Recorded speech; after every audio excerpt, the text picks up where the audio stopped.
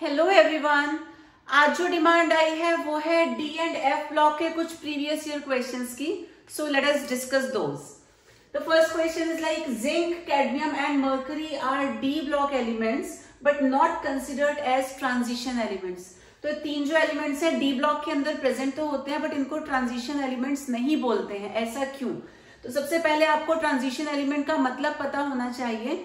Transition elements वो होते हैं जिनके पास जो डी ऑर्बिटल है वो खाली होता है।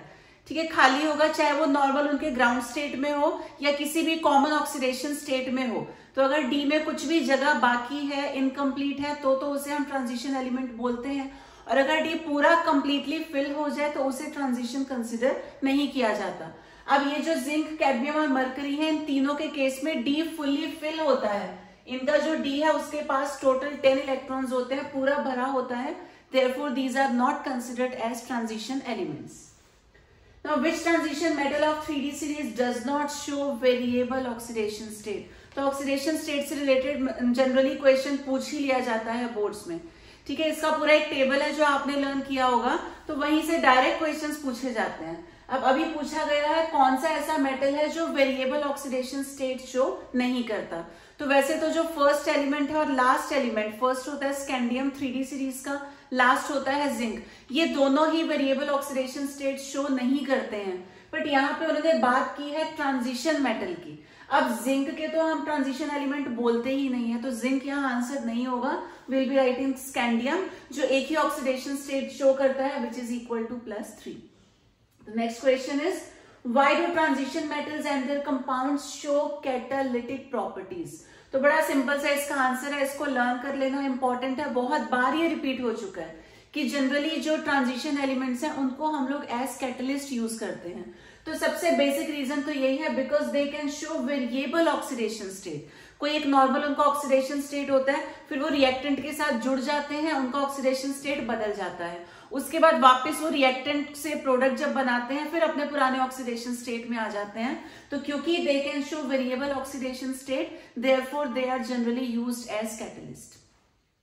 Next is what are transition elements and write any 2 characteristics of these elements. तो अभी डिस्कस किया था ट्रांजिशन एलिमेंट्स वो हैं जिनका डी ऑर्बिटल खाली होगा, यानी कि उसमें 1 से लेकर 9 इलेक्ट्रॉन्स तक होने चाहिए, D10 नहीं होना चाहिए। तो it must not be fully filled. तो D1 से D9 कितने भी इलेक्ट्रॉन्स होंगे चलेंगे। ठीक है, वो ऐसा नॉर्मल ग्राउंड स्टेट में भी हो सकता है, या जब वो इलेक्ट्रॉन लूज करेंगे किसी एक्साइटेड स्टेट में या किसी ऑक्सीडेशन स्टेट में जाएंगे, वहां होगा तो भी चलेगा। तो ग्राउंड स्टेट हो या कोई उनका ऑक्सीडेशन स्टेट हो, अगर डी इनकम्प्लीटली फिल्ड है तो वो ट्रांजिशन एलिमेंट होगा। अब आपसे 2 कैरेक्टरिस्टिक्स भी पूछी है, तो कई सारी कैरेक्टरिस्टिक्स ये शो करते हैं, like they show variable oxidation state, they also show catalytic properties, ये भी अभी हमने डिस्कस किया। इसके बाद वो एलॉयज भी बनाते हैं, वो इंटरस्टिशियल कंपाउंड्स भी बनाते हैं। तो number of properties are shown by them, any 2 properties can be written here. The next question is, why is Cu2 positive ion colored while Zn2 positive ion colorless in aqueous solution? Colour से related question भी अक्सर पूछ ही लिया जाता है, तो important category में fall होता है ये भी। अब आप याद रखना, जब भी कलर की बात होती है, colour is always related to unpaired electrons. जिसके भी पास अनपेयर्ड इलेक्ट्रॉन्स हैं वो इलेक्ट्रॉन एनर्जी को एब्जॉर्ब करके हायर स्टेट में जाते हैं, वहां से फिर वापिस आते हैं। वापिस आते टाइम एनर्जी को जब वो रेडिएट करते हैं, अगर एनर्जी विजिबल रेंज में फॉल होती है तो हमें कलर नजर आता है। बट इतना लंबा चौड़ा एक्सप्लेनेशन देने की यहाँ कोई जरूरत नहीं होती। जब हम particularly D and F block की बात करते हैं तो बहुत शॉर्ट में हमारा आंसर काम करता है। तो हमें सिर्फ लिखना होता है डी ट्रांजिशन। पहली चीज, अनपेयर्ड इलेक्ट्रॉन होना चाहिए, और जहां भी अनपेयर्ड इलेक्ट्रॉन होगा वहां पे होगा डी ट्रांजिशन। थोड़ा सा इसको समझ लेते हैं। डी ऑर्बिटल्स वैसे तो होते हैं इस तरीके से डीजेनरेट, सबकी एनर्जी एक जैसी होती है, इक्वल होती है।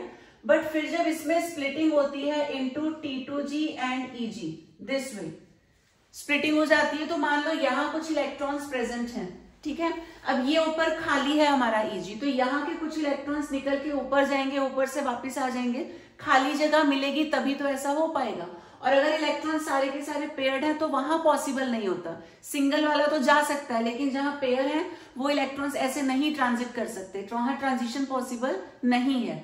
तो जहां भी अनपेयर्ड इलेक्ट्रॉन्स होंगे, खाली जगह होगी, इलेक्ट्रॉन्स इजिली जंप कर पाएंगे, इसी को डी ट्रांजिशन कहते हैं, क्योंकि ये भी डी का पार्ट है, ये भी डी का पार्ट है, तो डी के इलेक्ट्रॉन डी में ही तो जा रहे हैं, therefore we call it d transition. अब क्वेश्चन में बात हो रही है Cu2 पॉजिटिव की और Zn2 पॉजिटिव की। अब Zn का एटॉमिक नंबर होता है 30, कॉन्फ़िगरेशन आता है 3d10 4s2। 2 पॉजिटिव का मतलब 4s वाले 2 इलेक्ट्रॉन चले गए, लेकिन अभी भी 3d क्या बचा 10। 10 का मतलब d इसका पूरा भरा हुआ है, टोटल यहाँ पे 10 इलेक्ट्रॉन्स है, कोई भी अनपेयर्ड इलेक्ट्रॉन नहीं है, तो ऑब्वियस सी बात है यहाँ कोई कलर नहीं आएगा। लेकिन जब हम कॉपर की बात करते हैं Cu2 पॉजिटिव, इसका कॉन्फ़िगरेशन आता है 3d9। 9 का मतलब एक अनपेयर्ड इलेक्ट्रॉन है, तो एक भी अगर अनपेयर्ड इलेक्ट्रॉन है तो ये कलर प्रोवाइड कर सकता है, और यही इसका आंसर है। Now next question, why are melting point of transition metals high? तो आपको याद रखना है, जहां भी किसी एंथैल्पी की बात आएगी, वो एंथैल्पी ऑफ एटोमाइजेशन हो या मेल्टिंग पॉइंट की बात आ जाए या हार्डनेस की बात आ जाए, इन तीनों का जो रीजन है वो सेम रहेगा। ये सब कुछ डिपेंड करता है नंबर ऑफ अनपेयर्ड इलेक्ट्रॉन्स पे। जिसके पास इलेक्ट्रॉन्स अनपेयर्ड इलेक्ट्रॉन्स कम है उसकी बॉन्डिंग वीक रहेगी, और जिसके नंबर ऑफ अनपेयर्ड इलेक्ट्रॉन्स ज्यादा होंगे वो उतना स्ट्रॉन्ग मेटेलिक बॉन्ड बनाएगा।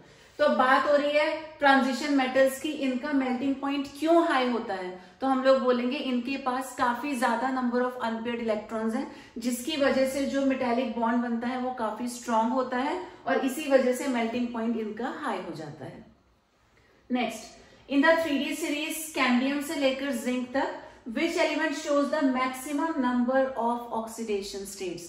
तो अभी आपको बताया था ऑक्सीडेशन स्टेट्स का एक जो चार्ट गिवन है वो पूरा आपको लर्न करना है, डायरेक्ट क्वेश्चन वहां से पूछा जाता है। अब उसी लिस्ट में से टोटल जो 10 एलिमेंट्स हैं स्कैंडियम से जिंक तक, आपसे पूछा जा रहा है which will show maximum number of oxidation states. तो ऑक्सीडेशन स्टेट भी डिपेंड करता है on the number of unpaired electrons. जिसके पास जितने ज्यादा अनपेयर्ड इलेक्ट्रॉन्स होंगे वो उतने ही ज्यादा ऑक्सीडेशन स्टेट शो करेगा। अब ये जो मैंगनीज है ये सेंट्रल एलिमेंट है, मिडिल में आता है इस सीरीज के मिडिल में। तो पहले क्या होता है, स्कैंडियम के पास एक अनपेयर्ड इलेक्ट्रॉन होता है, अगले एलिमेंट के पास 2 होते हैं, अगले के पास 3 होते हैं। ऐसे ही जब हम मैंगनीज मिडिल तक पहुंचेंगे इसके पास होते हैं 5 अनपेयर्ड इलेक्ट्रॉन्स। इसके बाद तो पेयरिंग स्टार्ट हो जाएगी, फिर से अनपेयर्ड इलेक्ट्रॉन्स का नंबर कम होने लगेगा।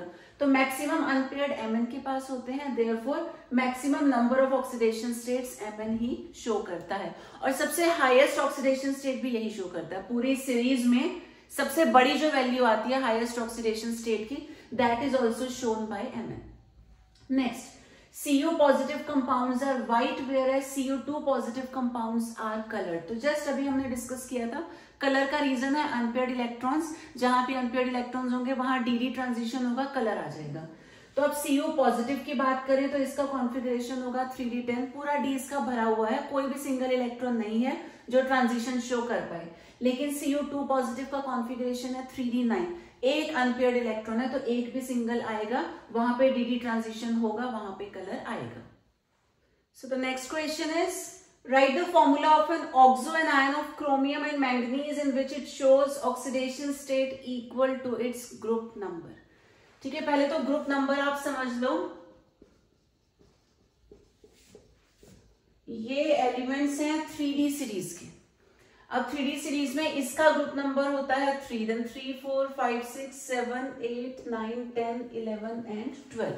ये इनके ग्रुप नंबर्स हैं।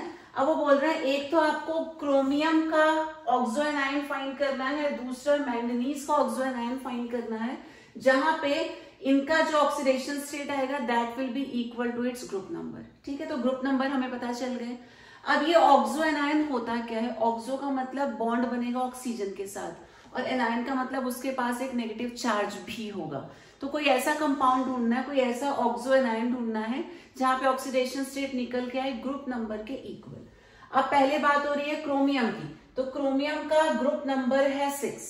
तो अगर हम लेते हैं Cr2O7 2 नेगेटिव, यहां फाइंड करके देखते हैं, तो let it be x, 2 chromium है तो ये हो जाएगा 2x।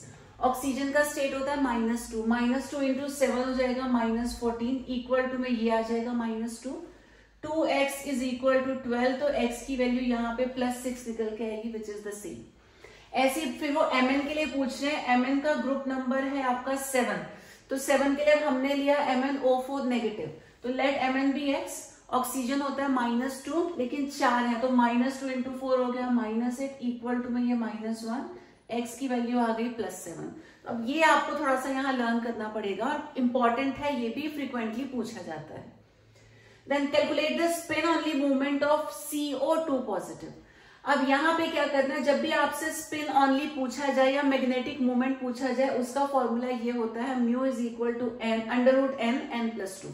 यहाँ पे ये जो n है, n is the number of unpaired electrons, जितने भी सिंगल इलेक्ट्रॉन्स हैं।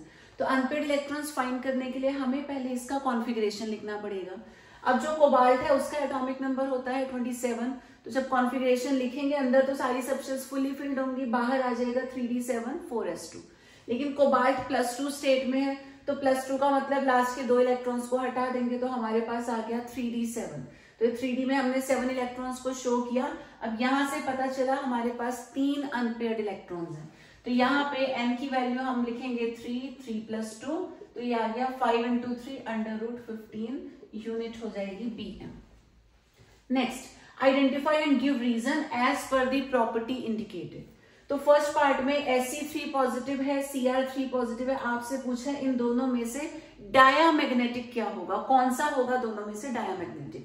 तो पहले मैग्नेटिक बिहेवियर को समझ लेते हैं। 2 टाइप का होता है, कुछ आयंस होते हैं पैरामैग्नेटिक, कुछ होते हैं डायामैग्नेटिक। पैरा का मतलब होता है जहां पे एक भी अनपेयर्ड इलेक्ट्रॉन प्रेजेंट हो, और डाया का मतलब होता है ऑल इलेक्ट्रॉन्स पेयर्ड। डाया मतलब 2 होता है ना, तो सब 2-2 के पेयर में अगर है तो वो डायामैग्नेटिक है, एक भी सिंगल है तो वो पैरामैग्नेटिक है। तो कुछ नहीं, दोनों का कॉन्फ़िगरेशन करके देखना है। Cr का एटॉमिक नंबर 24 है, इसका कॉन्फ़िगरेशन होता है 3d5 4s1, एक्सेप्शनल केस होता है ये। आप Cr3 पॉजिटिव निकालेंगे